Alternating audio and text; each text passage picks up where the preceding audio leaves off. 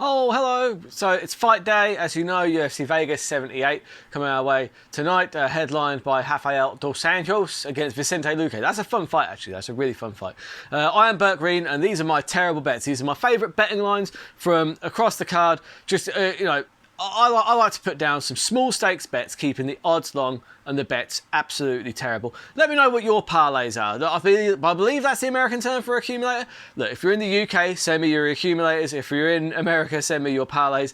It's the same damn thing. But either way, right, there's two bets that I've put on this week. Well, three. One of them's a single because I quite like it as a single bet. But the first one I'll go through, it's a treble. I'm feeling the submission treble on this card. Now, the first one, Jacqueline Amorim to submit Montserrat Ruiz. That one is probably a lock. She's got 5 first-round submissions out of 6 wins on her record. Like, she is a beast on the ground. She doesn't mess around. I almost specified submission first round, but actually the odds weren't that much longer. So I've taken Jacqueline Amorim to take out Montserrat, probably by armbar, honestly. Now, another one where I quite fancy the armbar is Poliana Viana. Now, she is the underdog in her fight against Yasmin Lucindo. Yasmin Lucindo, she is pretty good, to be fair. She throws absolute bombs. She throws heat. She don't mess around, but that's on the feet. I think Poliana Viana on the ground, she's got a very good armbar. A very good armbar. I think if it hits the ground, she can pull guard and start, or even get it from mount. I think that there's a good chance she could get an arm, take it home with her. You're getting 4-1 on just the submission, the single for Viana. So I'm having a go on that as a single as well, just because I feel like there's some good value there at least. But I'm also adding that to my accumulator. The third one on the submission treble is Mr. Vicente Luque. Now this is where it crumbles. This one absolutely crumbles. You're getting the same odds roughly as Viana, but actually I think the odds should be longer than that. I felt like we'd get more value purely because of one thing. Rafael dos Anjos has never been submitted. The dude's had like nearly 50 fights. I don't know how many exactly he's had, but I think he's like 34 and 40, something like that. Like it's a lot. Never been submitted, not one time. So far more likely Vicente Luque to get the TKO. So that's where that one falls down. But I don't know, I've just got a feeling. Vicente Luque has a terrific D'Arce choke. He has an absolutely outstanding D'Arce choke. For some reason, I've just got a feeling he might pull one out. He might pull it out. So either way, it's worth a go. You are getting 47.50 to 1 on that. That's worth £2. I've got the single on Viana as well, plus 4s. And speaking of the TKO that I mentioned, the Sky Bet are actually doing a special at the moment, which I decided to go for. I had a £5 free bet that I've decided to cash in and put it all on Vicente Luque and Hakeem Dawodu, both to win by TKO knockout. Now, I think Dawodu, that was the one, I picked him to win by knockout over Cub Swanson. I do think that he's a very dangerous kickboxer, and Cub Swanson has been caught in his last few fights.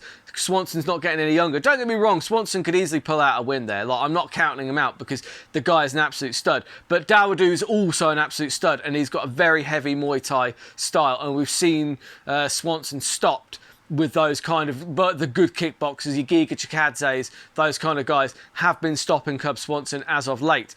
Vicente Luque probably has a fairly decent chance to knock out dos Anjos because dos Anjos has been knocked out a few times before.